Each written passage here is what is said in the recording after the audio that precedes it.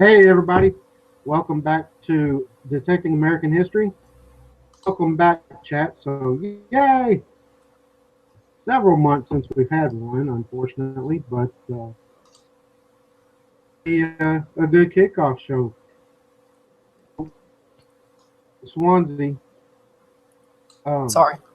coming in and out because he's having microphone issues and he's trying to get that to work. So you'll see him pop in and out.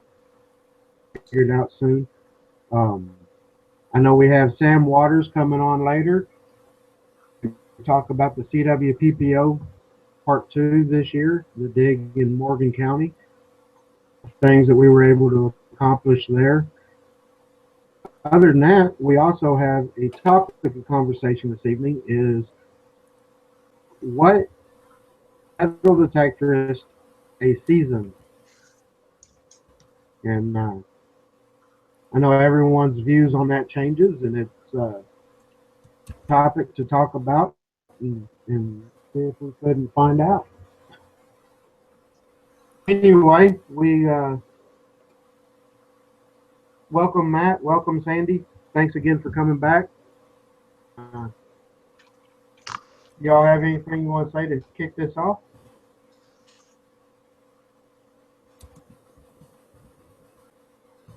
Not me. Either one of you? We're ready to roll. All right. Well, I'm going to start off with the topic of conversation. The what makes a seasoned detectorist a seasoned guy versus a veteran or versus a newbie or versus somebody who just does it on the weekends or anything else. And a seasoned detectorist is somebody that's seen scenarios and has worked through them in the field or worked through them in the future in the field. Be scenarios from issues with equipment to issues with permissions to issues with law enforcement or stuff like that. But there are also people that will be able to assist newcomers to the hobby and do so. I don't know how I want to put this. Basically, I guess is the word. They look forward to helping out. Haven't done it as long. And I'm granted this is slanted. I'm I'm really biased on it because of having MC Digger kind of mentor me when I first started, and if I had questions, I could call him or text him, and he was right there and ready to assist me, and it was something that I really appreciated, and it was great to have. So, like I said, my views on that are really slanted in that direction because of that. If I started and didn't have that, I'd be totally different on it. But anyway, that's kind of what I think a season would be. Matt?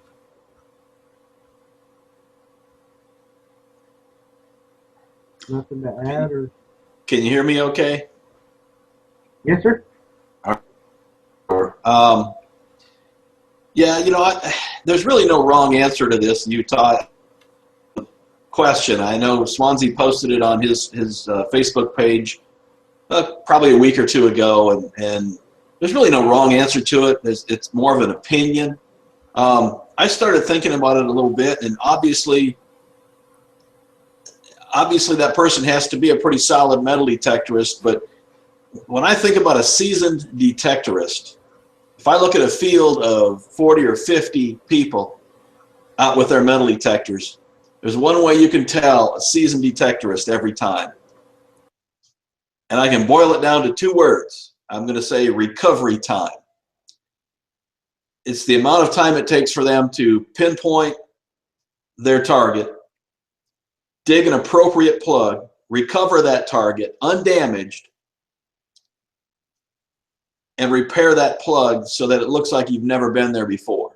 That's the sign of a seasoned detectorist to me.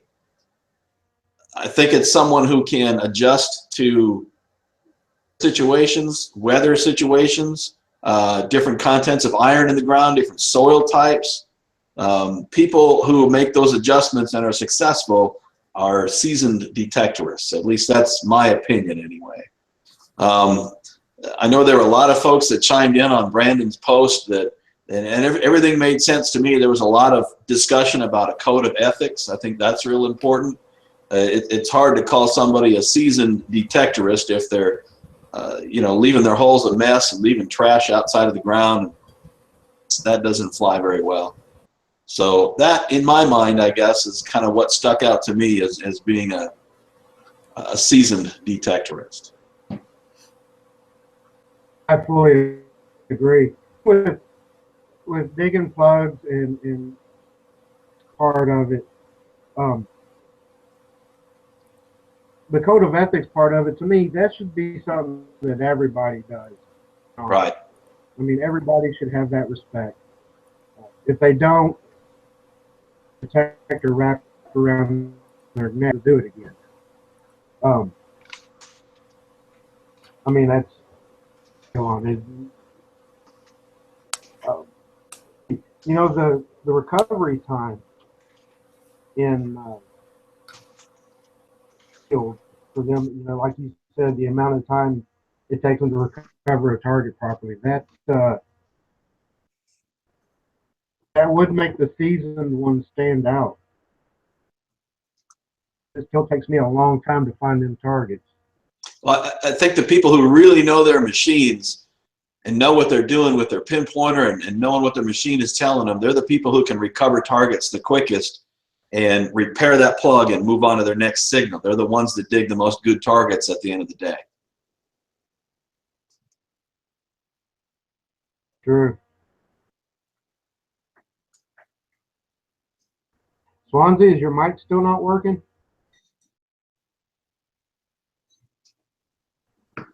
Dang it.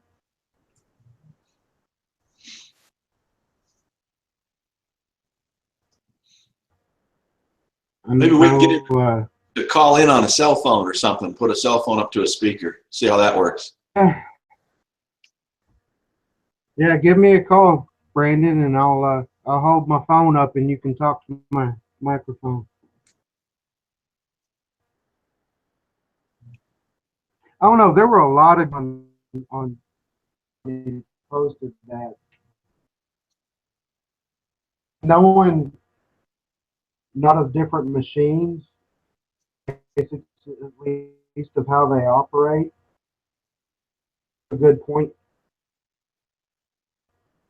To me, season doesn't necessarily mean that you machine to machine to machine. You could be like me and just be a Garrett guy. I don't ever plan on buying a different type of machine. I'm out and buying a mine lab just because I don't have the need to for what I hunt. I'm doing it. So does that mean I'm never going to be? I hope not, but right. And one thing I want to point out too, I know a lot of folks were talking about detectorists who've done it all. They've done the relic hunting, they've done the coin sheet hunters, they hunt on the beach. That might be a well-rounded detector. That makes a seasoned detectorist. There's guys that are beach hunters that will walk all over me on the beach just because I don't have the experience, but that's what they do. That's all they do, and they love it. That's the best part about this hobby, is that you can kind of pick and choose which avenue you want to go down.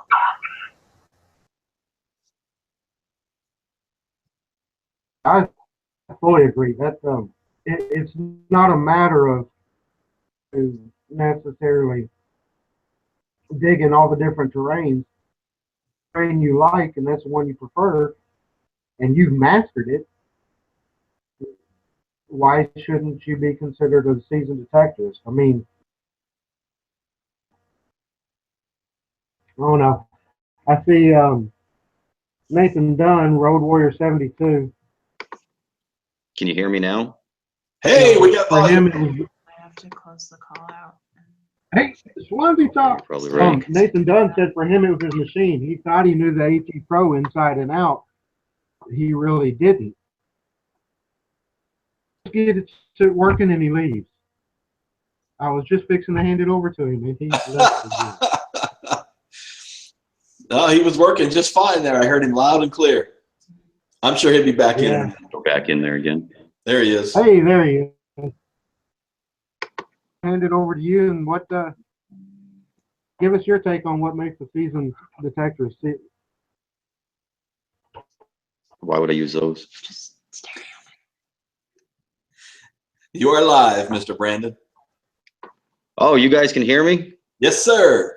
All right. Well, my daughter's out here. She's a computer geek, and she was setting all this crap up for me. You got it right. You are loud Thanks, and kid. clear. All right. Well, I apologize for that slip up there, fellas, and Miss Lady Sandy. Guys, for glad you're finally able to get it to work. Yeah, it's pretty bad when you got to have your teenage daughter come out and figure it out for you. I thought those were the experts in today's technology-filled world. Oh, it's a foreign language to me. Well, what's your take on a seasoned detector? My take on a seasoned detectorist, it goes beyond the finds to me. It goes beyond the machines. To me, a seasoned detectorist is somebody who puts time and effort into the hobby more than just going out and hitting a park for an hour or two. Willing to help people out is another big part of it. Learning how to identify things correctly, learning how to clean things correctly. I mean, if once you can get all those down, and especially with helping other people, I mean, that's what I live for, is, you know, get somebody with a new machine, somebody who just has basic questions about something, how to research history, how to get permissions. That means more to me, because some people that might live in a, like, say, target rich environment, like where Tar Heel lives, may not have that luxury in Spokane, Washington, you know, and they're going out to these parks looking for maybe their Mercury dime or possibly a barber. You know, people finding certain items, I don't think that's a fair qualification, because you go anywhere in the world and the terrain's completely different and the finds are going to be different. Exactly. I fully agree. It's not necessarily what you find. It's all what you find on where you're at. Exactly. And hello, Sam. Great to see you join us. I made it. How you guys doing? Doing okay so far. Just trying to get the audio and everything worked out at the beginning here.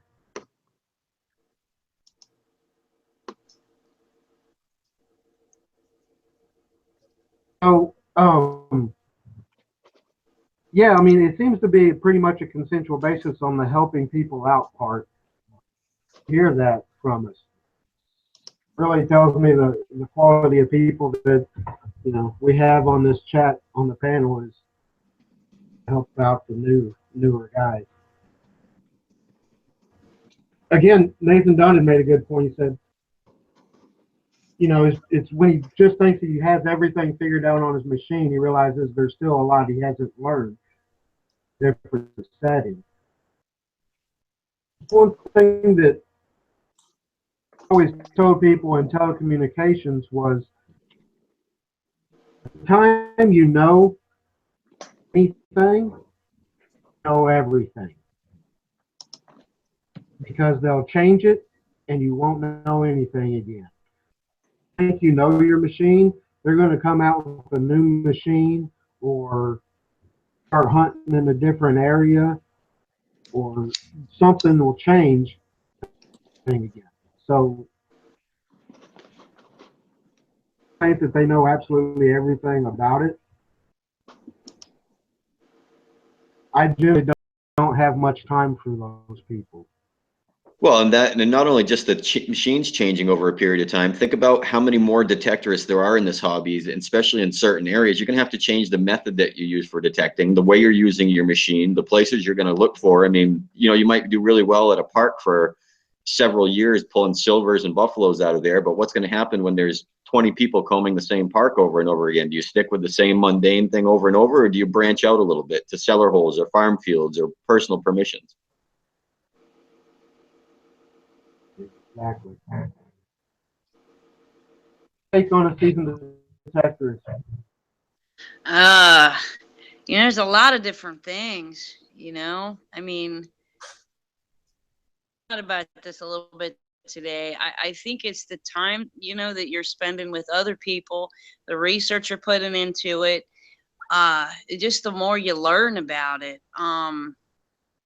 It's a real difficult question. Because you could have, like me, I've been using the same type of machine for 12 years. I think somebody else that has used several different machines, a more seasoned one. You know what I mean? I'm kind of restricted to one type of machine, where if I had a certain area and I had several different brands of machines, I might do better. I mean, there's so many different factors that would play into it. How you approach certain people. I mean, you got a permission where somebody's never asked for permission before, but somebody that is really good with talking to people. I mean, it just, so many different things play into it.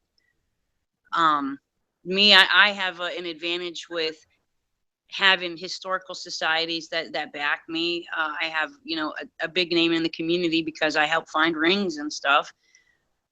Area, I might be more seasoned than somebody, say, like you, Utah, that's coming up from Texas. It just kind of depends. There's so many different factors. Yeah, using me as an example is kind of a bad choice because almost everyone's more seasoned than I am. Well, I mean, just I'll admit it, I'm good. still a newbie in it. Well, I fully agree with what you're saying. I understand exactly what you mean. yeah, I don't think there's a real clear-cut answer to it, because of so many factors. And Sam, I just wanted to, Miller is in the external, and he said it's all about your weed eater string. And he keeps wanting to bring me some string, but he keeps forgetting. He's a smart Alex. Sandy, would you do me a big, huge favor, and would you run down on who all's out in the external for me? I certainly will. We have Jay Miller, Road Warrior 72, of course, Swansea Searcher from our panel, Dinger Allen. Well, I just lost hold on, I just lost part of my scroll bar there. There we go. We have Tar Heel Diggin' with us. Kentucky Backroads Metal Detecting. Utah Nichols is here. Wow. Yeah. That appears to be it at the moment.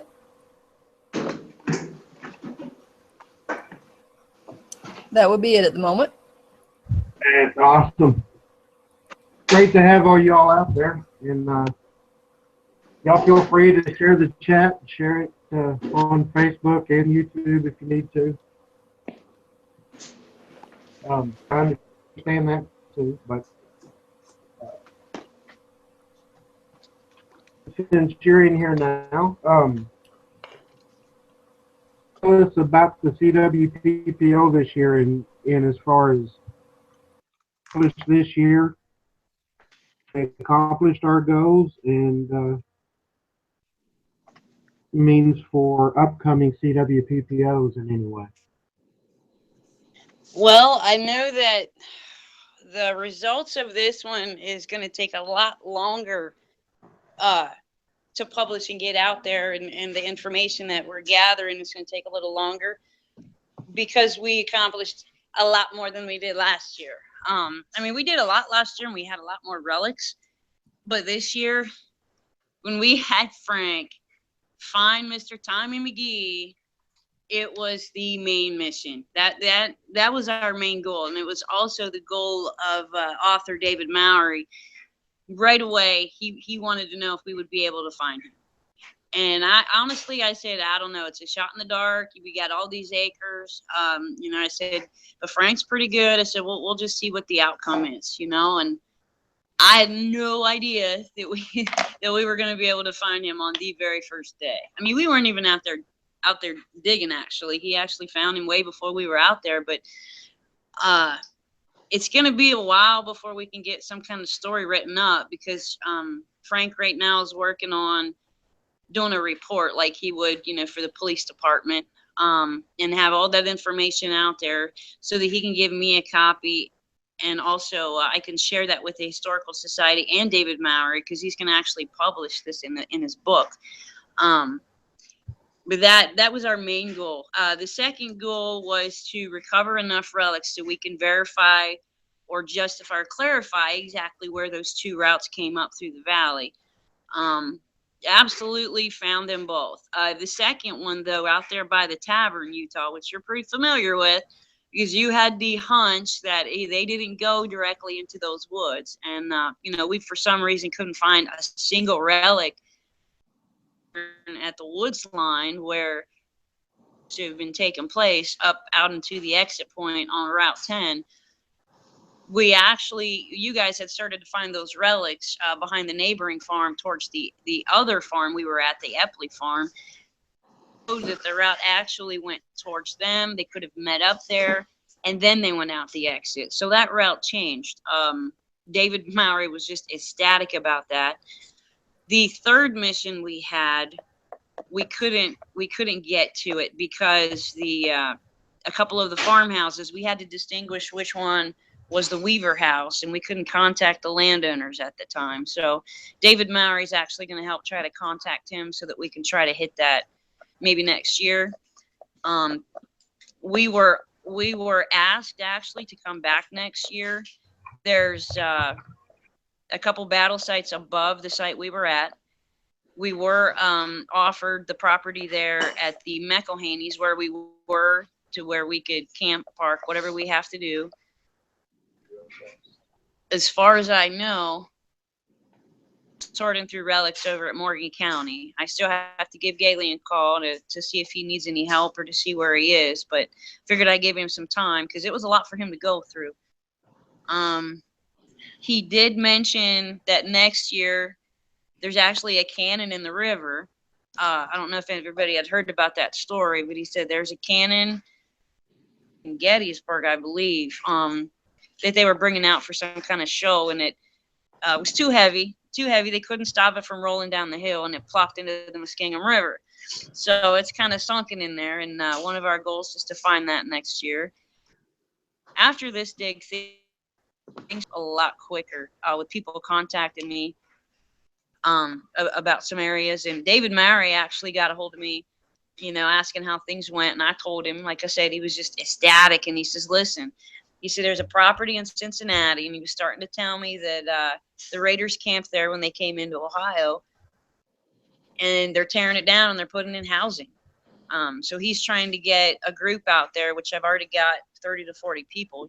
30 was the limit. I want to try to push for 40. But he wants us to go in and try to get some relics before they start, demolishing the house. And it's just sad that it's got to go. But it may not be a possibility because right now the property's in about 3 different hands. And that it's going to be lost under concrete. It's very sad. But we also, there was a gentleman that got a hold of me from a website called Raiders in Ohio. And he goes around to different counties and different towns all through Ohio along Morgan's Trail. And he talks about what happened there. Here's some awareness. Morgan did this. This is why he did that.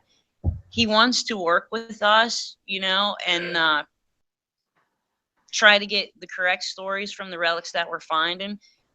Proper stories. So we got, the eye and the attention of some notable people that are in Ohio that want to help us. And it just feels really good, Yeah, this past year was absolutely amazing. year, the camaraderie and just meeting the other fellow detectives. I mean, Matt, for the first time in person up there this year, Yeah. absolutely amazing. That made my entire trip. On top of that, there were other people that I met for the first time as well. Oh, hotel in the evenings together and hanging out was amazing. Had I believe in the external Dear Allen's out there. He's actually who he showed up and was uh, singing out in the bed of a truck. Uh, Great background music to their conversations. It was amazing. Um, we got to go out to this beautiful piece of property. Unfortunately, the main field, looking at everything on how it was laid out and knowing of where they came from, and the battle tactics of 1,000 people after me, I'm going to want to get out of here as quick as I can. This is what I would have done. When I take David Perdue and Travis King back there to start looking at the part of that area that we could, which was a very small part of it, we start finding stuff.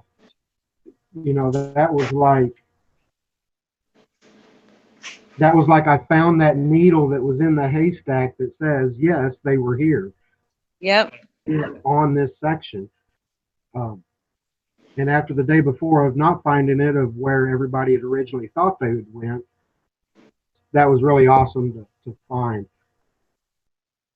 But and that's what a lot of people don't realize is it takes that first day sometimes of not finding things, or told that you should find them the next day on where. You see what I'm saying? I mean, you have to work out sometimes of where they weren't before you can find out where they were. Absolutely. And luckily, only one that had the idea that they had went back there that way. There were a couple others I know thought that as well. But when he had went back, a gully in like a washout on one part of that gully had went all the way through, and it was like a 50 to 75-foot drop down in there. There's no way to get back there to swing for it because of that. We stopped only a part way up. That's that whole other entire field that once it's brush hogged and cleared out will be able to be detected, save those relics. And that'll tell a lot more of the story at that point, I'm sure. I know that you had mentioned finding Tommy McGee. I'm in the external that's not aware exactly who Tommy McGee is or what that was about. Can you tell us the story of Tommy and great thing that we found him? Yeah. Tommy McGee, actually his real name is Frederick Rolfe. Sorry, that threw me off. His real name was Frederick Rolfe, and we're not exactly sure why they gave him the name Tommy McGee. Several different stories, but he was actually wounded in Eagleport before they crossed the Muskingum River, and he actually died on the McElhaney farm. When he was buried out there, nobody really knew exactly where his site was that he was buried. Then several different stories after that were said that he was buried in one area because of this reason, or moved because of this reason. They put a road in, so they moved him. Another story was that during the 19 flood, they wanted to move him so that he didn't get washed away. The other story was the pipeliner story. In the 20s, the pipeliners came through in the creek and found him and reburied him. There were several different stories that were on the website for a while, which for security reasons, the web designer Jerry Williams actually removed that. He's going to be putting that back on if anybody wants to read the stories. But where we found him actually ties back to one single story that was true, and that would have been that the pipeliners that were coming through, putting in, you know, the pipes through that creek in the 20s, actually dug him up with the bulldozer, and they moved him over, and they buried him next to the creek. And I was trying to find out from Galen about when a headstone was put in, and I couldn't get that answer yet, but he was actually where the headstone was. And they were told he was moved from that site because of grave robbers, that he wasn't really there. So nobody actually knew where he was. What's really great about that now is that the Historical Society is going to work with the landowner at putting in a right-of-way to come down off of Route 10 so that people can come and see that as a historical site. It's going to be slated, and it's going to be because we did it.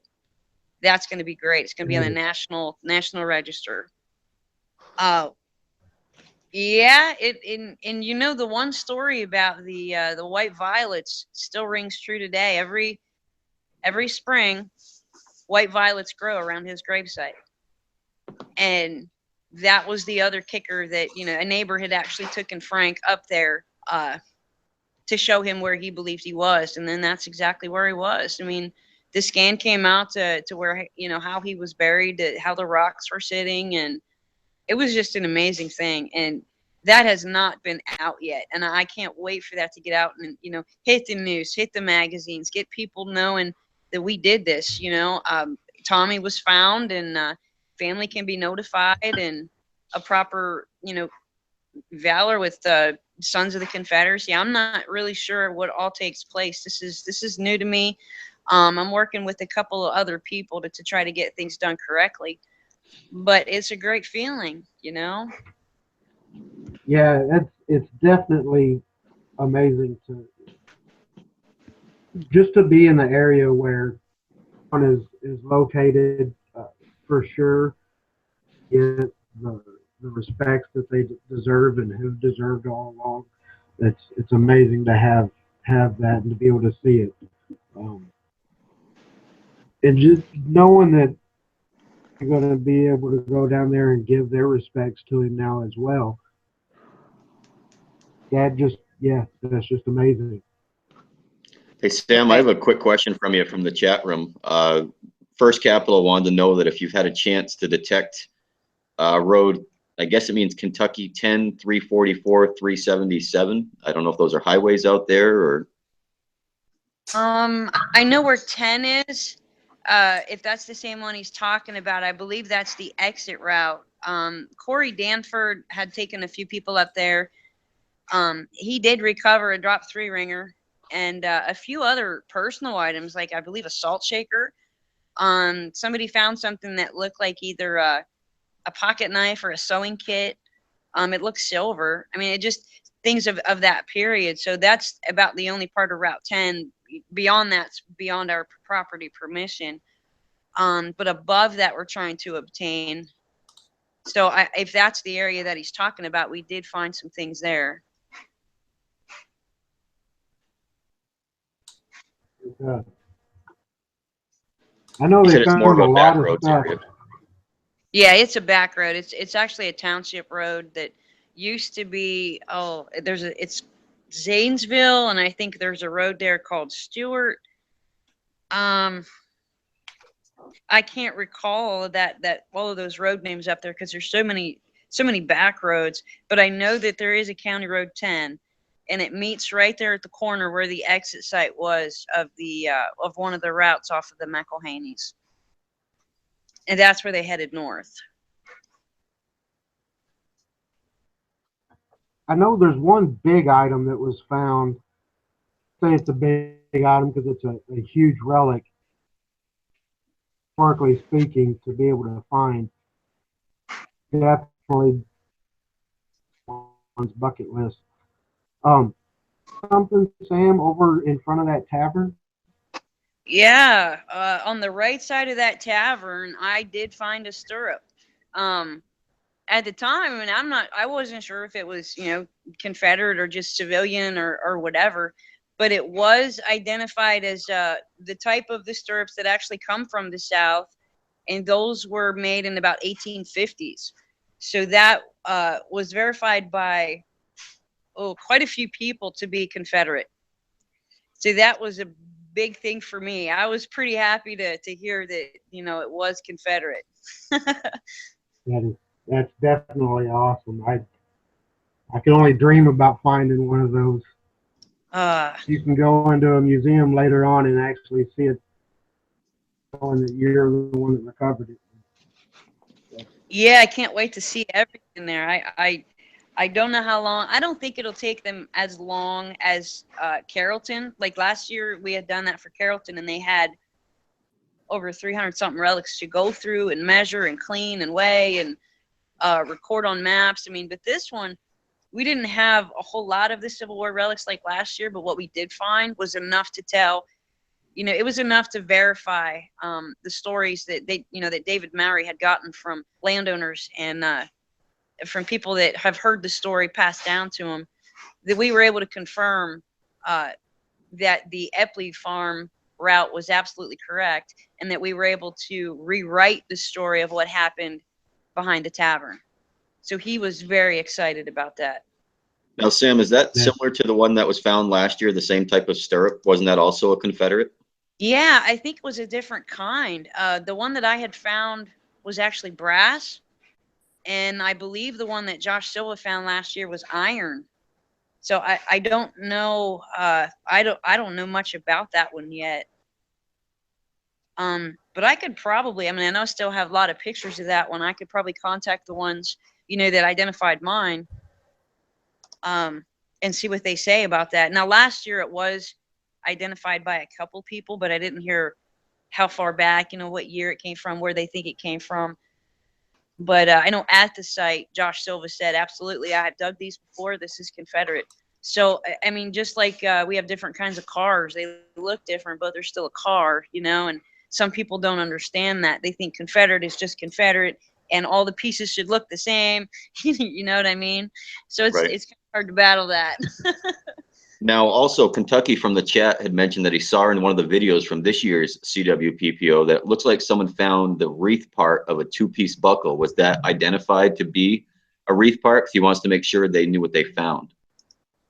Yeah, that I'm not sure. Are still in bags and such. Some of the stuff that was collected, I haven't even really gotten to sit and look at. What Corey and I had done was went back to the McElhaney's and separated the items from where the properties were found, what we believe or what we thought was Civil War, what we absolutely knew was not Civil War. We separated coins, we separated any of the trash. So it's kind of them kind of deciding what they want to keep, and then us do some research to help them out. We're probably going to need some help figuring out how to do some preservation on it, which it's a museum. They have people that will come in and do it, but I want to be in there to help. Well, and that's another big part of it too, is being that you have everybody bag and tag pretty much everything they find. You've got somebody from me, like from New Hampshire, that I may not be able to identify some of these items that what I would consider trash. Yeah. Could be a piece of a musket, could be a piece of a stirrup, could be a piece of something. And I think that's great that you have actual people that come in afterwards and can identify these things that a lot of us wouldn't know what the heck we just dug out of the ground. Right. I had a couple that I wasn't sure. I mean, some of these buttons we were even finding, you just never know because of the raiders that came through. A lot of them were in the civilian clothes. We were finding them. It's just kind of funny that those were actually following that trail. We can't actually say, yep, a Confederate lost this, but we can still display that and say this was found along Morgan's Trail. 9 times out of 10, that came off of one of their coats, But yeah, getting people together to come in and help out, if community wants to be involved, and that's a great thing. So many people were excited to see us there. Some people were kind of nervous because they didn't know what the heck was going on, but you know how that goes. You can't really tell a whole lot of people that you're doing something like that. It could be a bad thing. It was kind of cool going into town, stopping at a gas station, and Morgan's Raiders CWPPO shirt immediately the cashier's looking at you going, oh, that's what's doing the Civil War hunt out there. How's everything going? It's so awesome that y'all are here. Nice to see the community behind us the way it was. Yeah. Utah, Yeah. I'll chime in too and add to that just a little bit. As a first timer for myself, it was an amazing experience to people who shared the same passion for history. And I can't say enough about the landowners, Bonnie and her husband, the McElhaney's, Sam.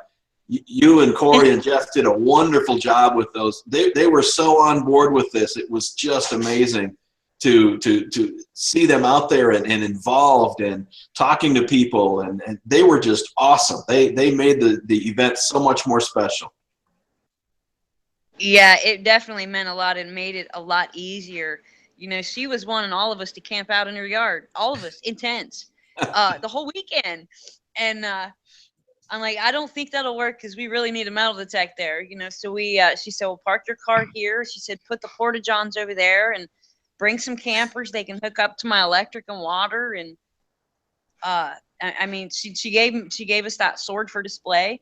Now, what's interesting about the sword, which I don't know if everybody heard the story, but after the raiders went through, the grandfathers of them that actually lived in that property or in that house had found that sword in that tavern. And the sword, it was actually Mexican militia from the 1850s, and it was left behind. And, you know, with raiders, they took whatever they could from dad's closet or you know, from when they went to different types of war, and they battled with what they had, and they looted on the way. So we're pretty confident that that was left behind by the raiders because it didn't belong to the McElhaneys. It just appeared there after the battle went through. But they still Wasn't there also a rifle? the rifle that was found was actually the broken one. You know, because when it didn't work, they broke them, or they ran out of bullets. They broke them. They found that and actually carved their name in the butt of the stock of it, and the McElhaney's name was actually carved in it. They rebuilt that, and I don't know what the time frame, but they restored it, and it's now being used in their reenactments. So that is kind of cool that that's still within the area and people still get to see that. It didn't make it to the presentation because it was in Zanesville. And the owner, I don't know if he was busy or what was going on, but we couldn't have it there at that time. Oh, this was a huge hunt for the entire community. Several different ways. I mean, not only for the good that it puts metal detecting in for the community, but also for how many of us was involved in it. Thank you again, Sam, for doing all the extensive hard work that you did, this organization together, and the hunts on themselves.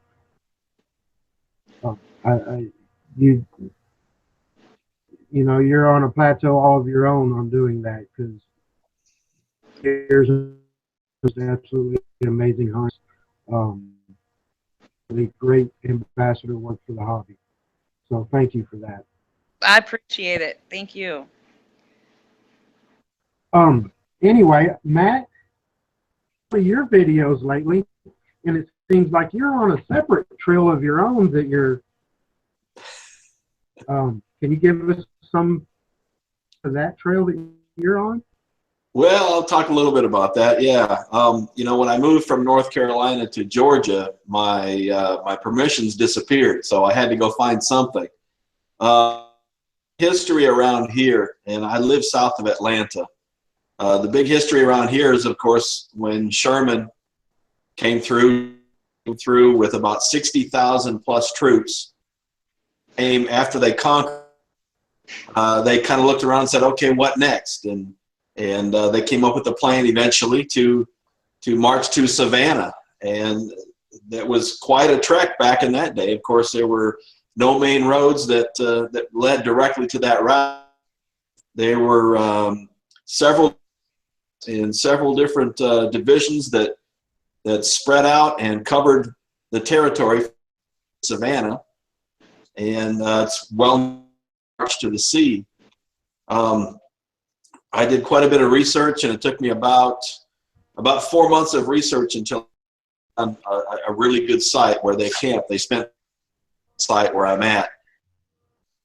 And it's been very exciting. I've been able to put in a lot of buttons, and ran into something very interesting last weekend. I haven't posted, but I did find a track sticking straight up out of the ground. Now, unfortunately, it's not Civil War era. It's probably something a little more modern, used as a property marker.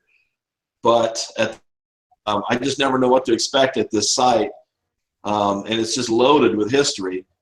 I can't imagine how much more is out there. As I do more research and get out there and hunt, I'll be sure and make some more videos. Awesome. 'Cause I know you've been putting out some really good ones lately. So. Some of those finds are just absolutely amazing. I can say one thing for Matt, though. I am seeing a much bigger shortage of harmonica reeds. Yes, yes, absolutely. And I'm okay with that.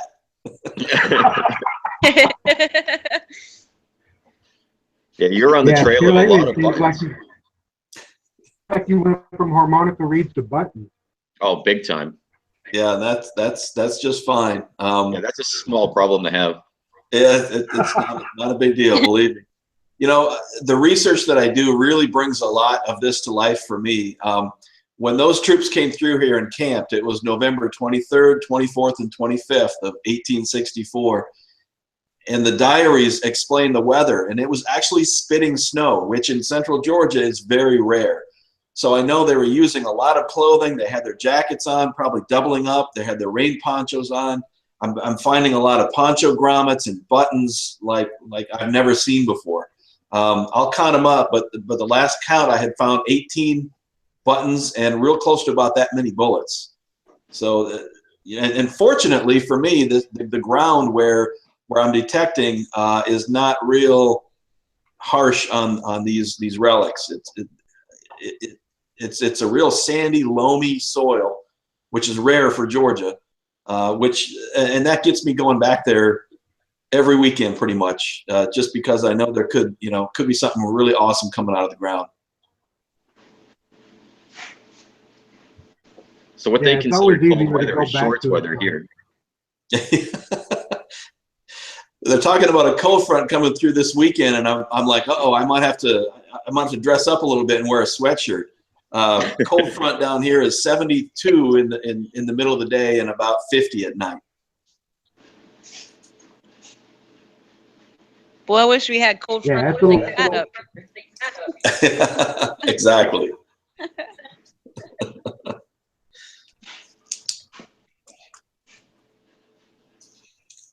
It's been a fun place to hunt, Utah, and I've actually got some pretty decent videos coming up. I haven't exposed too much yet, but there's more finds coming from that specific area, and more research to do as well. So hopefully more coming up in the very near future. Something people don't think about is the research is never done, it seems like. Yep.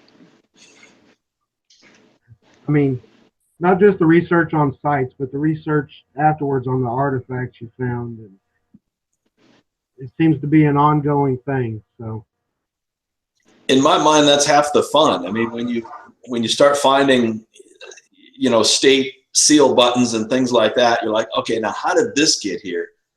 That's half the fun. I spend just as much time researching as I do out detecting. Well, I think another big part of that too, just like the CWPPO, is you do that research initially ahead of time before you make the finds, and then it also tells you either A, you're in the right spot, you're not in the right spot, maybe the road changed by 30 to 40 feet, maybe the houses were a little bit different than what these old plat maps used to tell you. I mean, I don't know how many times the bends in the rivers that were on the old maps are not those same bends in the rivers now. So that was a location point that is off by 50 to 100 yards at times, sometimes even more. Brandon, I couldn't agree more. The research that we do is just a guide. And the best research we can do is to get out and swing and put a coil to the ground and see what's really out there. That's when you start putting the pieces together. And Right. don't be afraid to find nothing. That's a big part of this. Is everybody wants to go out every time they want to hit a home run, but you know what? It's those spots that don't produce that just tells you I'm off by a little bit. Then you start to get into a little bit warmer of a ground, and then you hit that one hot spot that said, you know what? That last weekend I went out and didn't find crap, but I was miserable when I came home. It's paying off in the end. Bingo. Yep. Yep. See, I haven't ran into that yet. I haven't gotten a permission large enough to be able to multiple weekends, especially with our ground as hard as it is. Well, see, that's the thing up here, Utah. Most permissions are 300 acres to 3,000. Wow. I mean, you're talking cornfields that follow the entire Connecticut River on both sides of New Hampshire and Vermont, and there was activity, of course, along the Connecticut. That's our main river that separates our two states.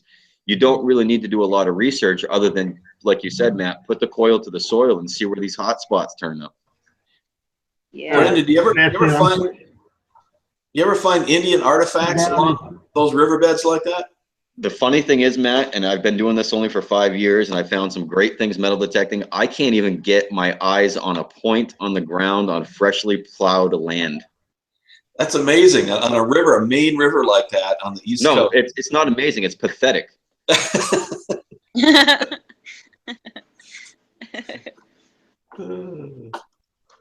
Yeah, that's one of my bucket list items, is just to find my first obsidian point or my first quartz point or something of that effect, you know, maybe a kettle point. You know, I know guys find them and stuff. It's just that has not been in my cards as of yet. Maybe I just don't have the trained eye for it, to be honest with you. You'd think you'd stumble into one sooner or later. As long as it jumps up off the ground and smacks me in the forehead, I'd be happy to put it in the pouch. I have only ever found one, and that was just digging a hole in the ground. It was a clad penny, you know, it was a Lincoln, and an arrowhead was in the hole. That's it. See, now, Sam, I had my eyes peeled at the CWPPO just because of the country there next to that river. Yeah. I thought for sure we were going to find some Native American artifacts. She thought for sure you would too. Did you see the box of hers that she had in the house? Yes, but that has to be a collection of 50 years old, I would imagine. I would hope, but she said there was an actual settlement on that property before her house was even there. Yeah. That's where they did, you know, just find them. But no, I was surprised nobody found one at all. Yeah. Yeah, Utah, the field that I took you in that year, last year, I found out over the weekend that about 200 acres of that permission was sold before the beans went down this year. And I was heading out there, and this guy stopped me. You know, there's like a little bar tavern there that I get at my water, and he says, "You can't be over there anymore." I'm like, "What do you mean? That's where my permission is." He says, "Well, a dairy farm bought it, and you'll probably have to ask them for permission. So now I have to wait for them to give me the okay to go back into 200 acres of that field." Dad. Now, are you talking about that field where your sister lived? Yep, there used to be, this is on the other side of that road. Yeah, there were several houses along the main road there that I brought you in on that were there in the 1870s, where I found that William III copper halfpenny that I found, a couple of heel plates and a railroad lock and just all kinds of stuff. And Chris Quinn had found a pre-Civil War naval button or something, but it's off limits until I can get that approval. I was upset. Oh. Why do people have to sell stuff? I don't know, but I mean, it's a dairy farm out of Columbus that bought it. So I don't think that they're going to have a problem with me going out there, but it's just getting that okay. You know, sometimes those land transactions can be a real bummer, but sometimes they can work in your favor. If you've got an old piece of property you've been looking at and all of a sudden it changes hands, it can work either way. Yeah, well, I was already on there, so I mean, if they tell me no, at least I was able to save some stuff. And the woman I talked to was very interested. She's like, "Oh, that's really cool. I've never heard of that." And she has to get a hold of another company because it's a big network of dairy farmers, to get the right person that handled that transaction to say, "Yeah, you can go ahead and still do it." I don't even know if it'll be attained before next spring. I want to hit it now. Beans are down. The weather's great. It's yeah.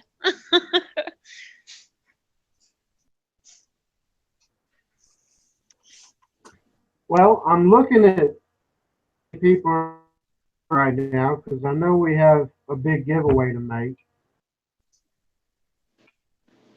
The screen's only showing 5 people watching now out in the external. Kind of hard to do a pick a number, pick the right number drawing with only 5 people because options. But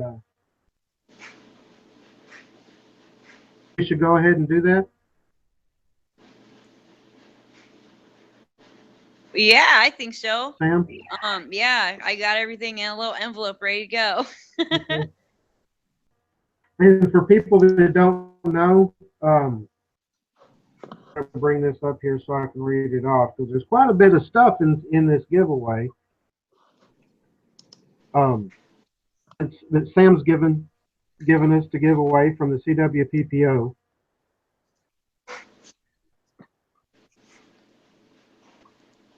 Let me see if I can find it in this list of stuff we were talking about. I'm surprised you got it into one envelope, Sam. That was quite a bit of stuff. It's a big envelope. Yeah. It's like one of those envelopes when you buy those novelty oversized birthday cards, you know, and it's like a 4 by 2 foot card. Yep. Yeah. I know we have 2 Bliss Tool can coolers or koozies. They also has a phone or computer scrolling pen, which is this here. It's an actual writing pen, but when you don't have, it has the rubberized tip to be able to scroll through a cell phone or a tablet or whatnot really well. That's a really cool design. I'm glad they came up with. There's also 2 pair of New Age Goonie glasses, which if anybody out there is not familiar with the group New Age Goonies, missing out by not being a part of that Facebook group because they do some amazing stuff. The great giveaways, and they're always posting great videos. We'll have to have those guys on for a chat, Utah. That would be great. I plan on those doing guys that are great. hopefully soon if I can talk them into it. Brian and Dwight, yeah, they'll come on board. Yeah. 3 biofreeze packets from John Minero. Out there and start swinging those super oversized coils. Have the biofreeze to work that paint out. And AWPPO vinyl sticker from this year. Extra sticker. If you didn't go to the dig, you'll be able to support the CWPPO. And locate a shirt. No, maybe for next time that you have a giveaway. I didn't get to get them out yet. Okay. A sticker, 3 biofreeze packets, 2 koozies, 2 sunglasses, and some scroll pin. Text me between 1 and once I get that number, I will type in the external for them to start, and I'll go over there and start watching for them to number. But that way it'll go to just me, and that way it'll go to me, and the panelists can join in on picking numbers. Okay. I thought you were going to say 1 through 7,500. I'm like, oh Lord. No. Okay, 1 second here.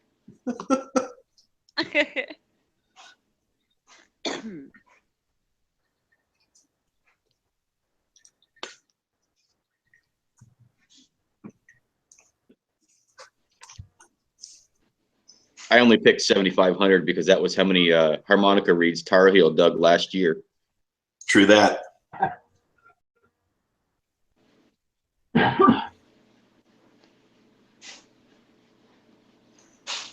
You know, Brandon, that was like one of the first.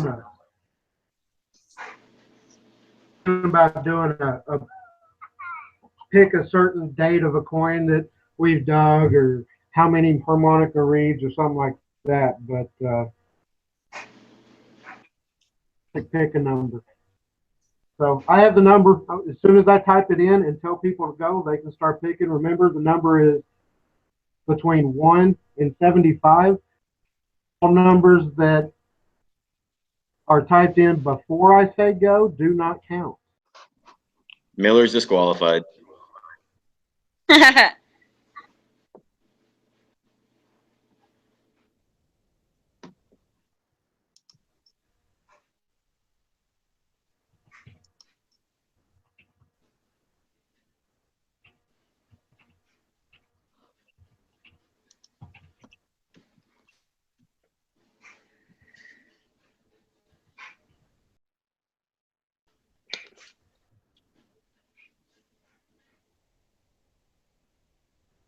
And y'all feel free to talk amongst yourselves as you're throwing out numbers there.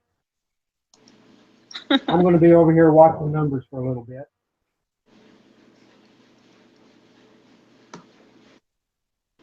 Well, just for Matt's reference, I did dig a complete harmonica. Well, not complete, but both sides of a harmonica actually still attached to each other with some of the guts in between them for the first time the other day. Not just one of the pieces, not just one side. I got both together. You're kidding me. Yeah, that's the first time I've done that. I have never done that. That's awesome. It was shallow as crap, too. That was the same place where I found the World War I hat pin the other day, and the lucky number 7, whatever the hell that thing was, and then the Mercury dime that had a little stud attached to the back of it. Yeah. That's a good site there. Jeez. It's funny thing is, it's a campground that was built in the 30s, and I went there last week where I dug that 18 karat gold, white gold band, and then this stuff came out right on the same area at the end of the field. Wow. Makes you wonder what else happened I there don't before see that. any of the panelists. Huh? Panelists entering numbers.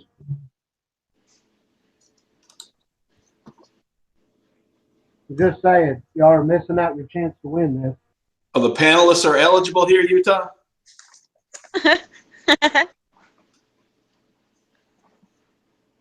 Well, I'm going to guess Utah's age then. No, he said it was only 1 to 75. You can't go higher than 75. Oh, crap. Yeah.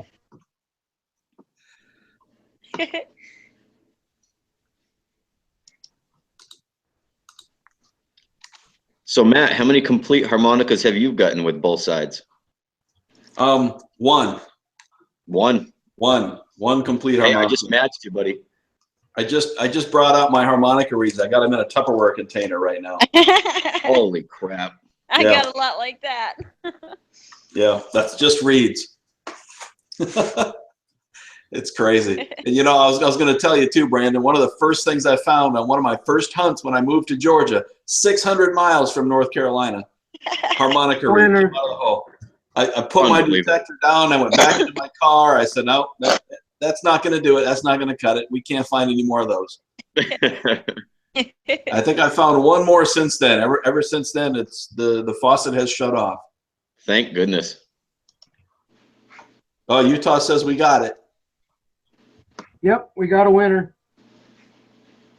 Takes for long once you started typing either. Congratulations, Sandy. You just won yourself a prize package.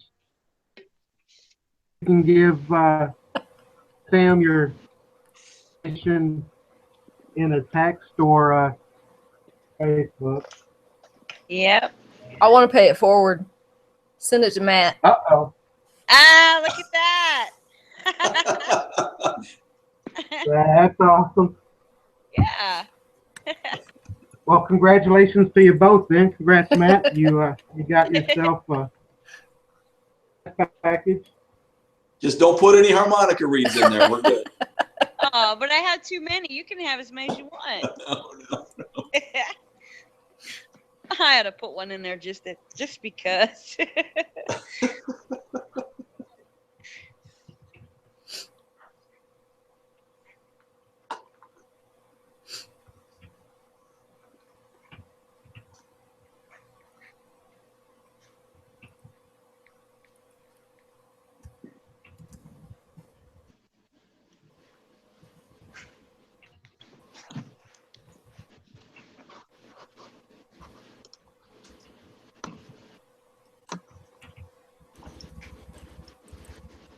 So for you, Matt, your harmonica reeds are my flat buttons.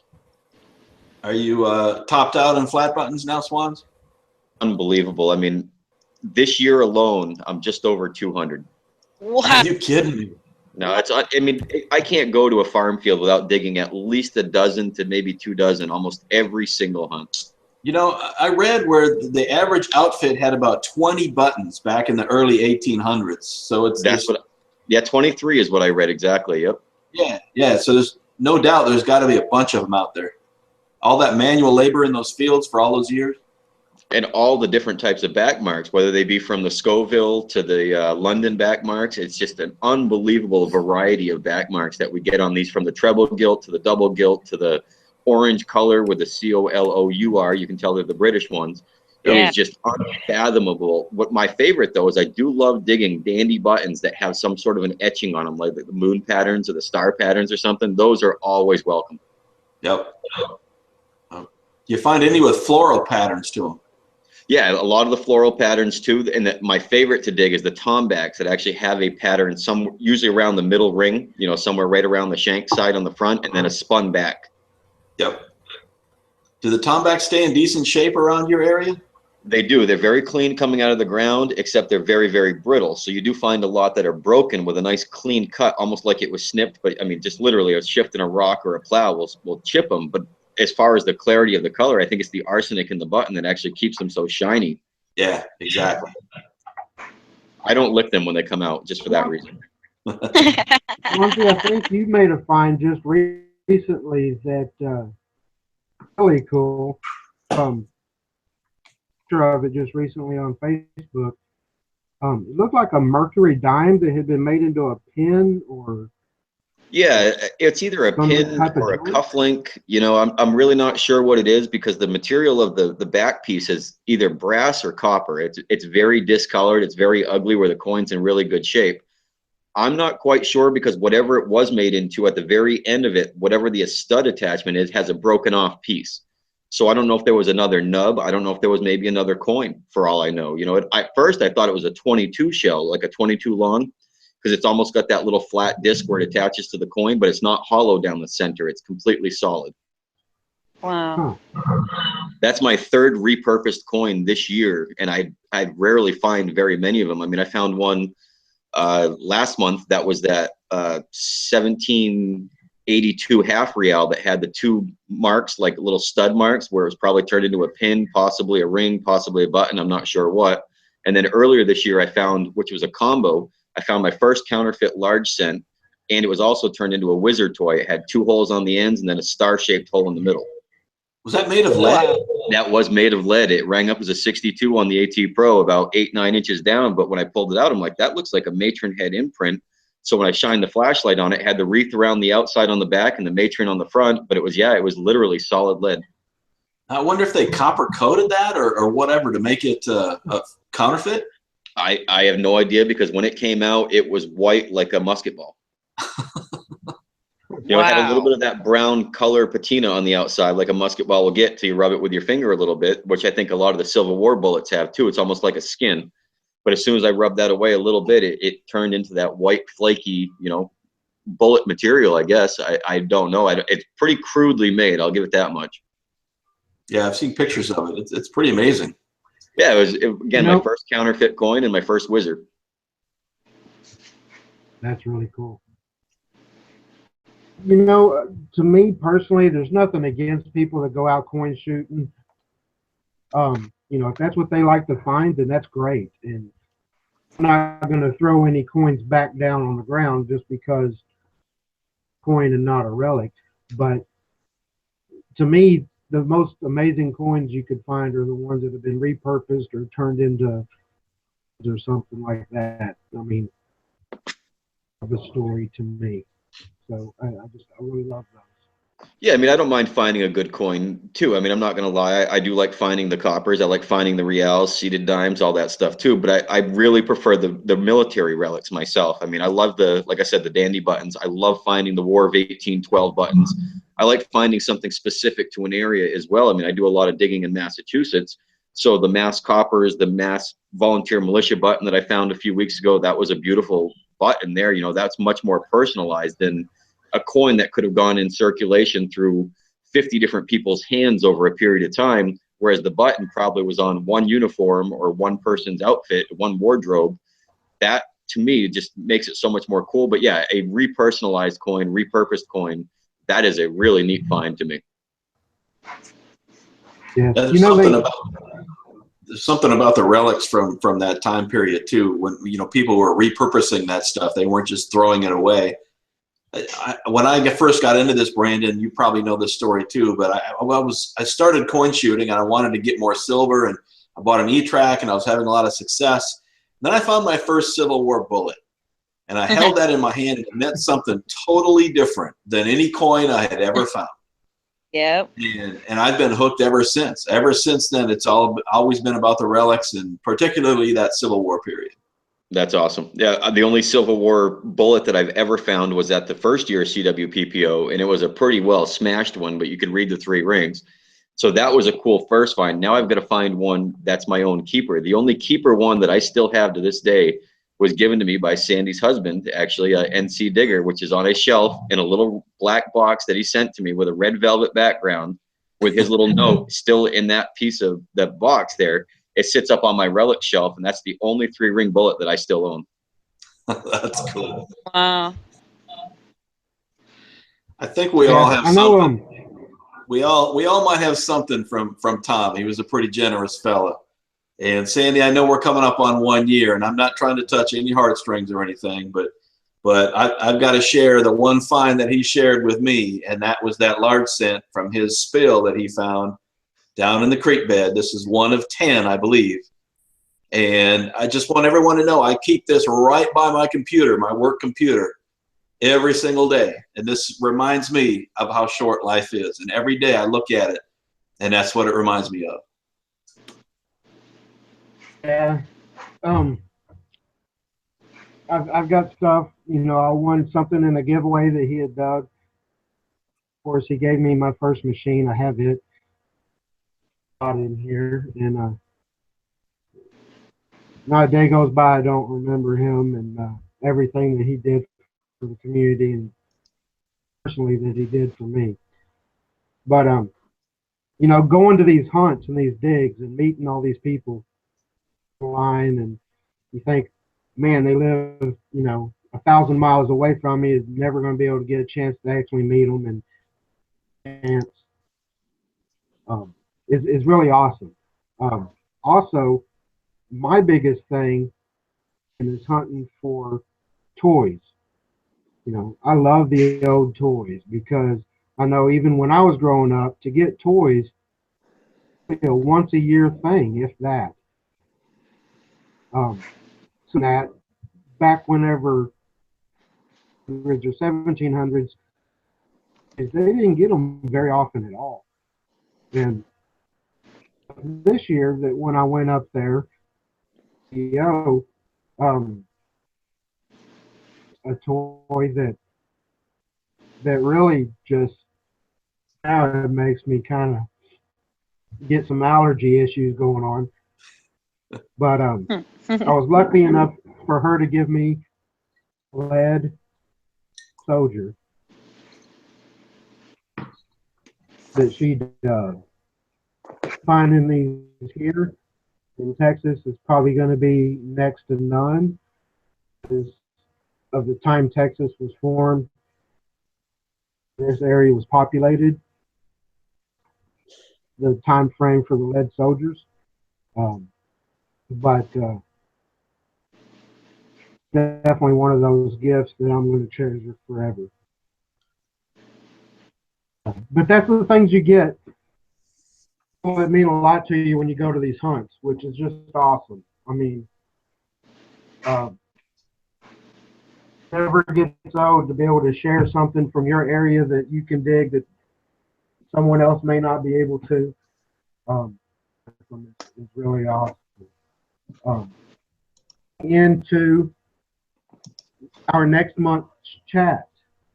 I've been in talks with this gentleman, and he has a chat. He's looking forward to it, and I'm actually looking forward to having him. He puts on a dig every year in Florida. Actually going to be our next month's guest.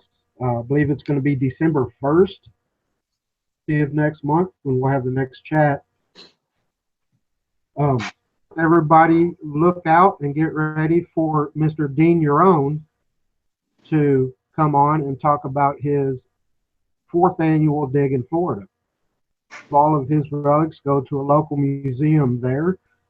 A nice permission that they're trying to save all the relics from in this city or in this town that he's in. And everything goes to their museum. But he's going to have the 4th annual one of them coming up in December to talk about that, and we'll get to learn about the stuff that he finds. Now that hunt's in March, I believe, correct? Hunt is going to be in March.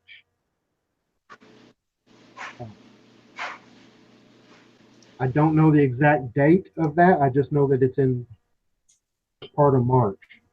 I'm pretty sure it's either the 13th or the 14th. I was actually invited down to that hunt, which I may be making that trip down to go to. That would be awesome to go to. But yeah, he's going to be on next month to talk about that. Thank you, Sam, for coming on, filling us in on the PPO. It's always great to have you on here. Swansea, awesome brother to have you on, backing me up. Anytime, buddy. I appreciate it. Without you in here helping me and in the external and keep them engaged, it wouldn't be that it is. Matt, you're the expert, man. If you're relying on me to be the expert, I don't know about that. No, you really are. Thanks, Utah, for having me around. My philosophy. You may not realize it, but you really are. My philosophy is a lot like what the CWPPO is all about. It's not what you find, it's what you find out. Think about that. Absolutely. But anybody have anything they want to say before we wrap up and go? Because it's 1.5, and I'm gonna do this one. Don't get frustrated. Look around. Everybody's good. Okay. Everybody keep swinging. Keep in touch with everybody. Don't be afraid to go out and dig with friends. Next month, which is going to be December 1st, the first Thursday of December. See y'all then. Thanks for coming out.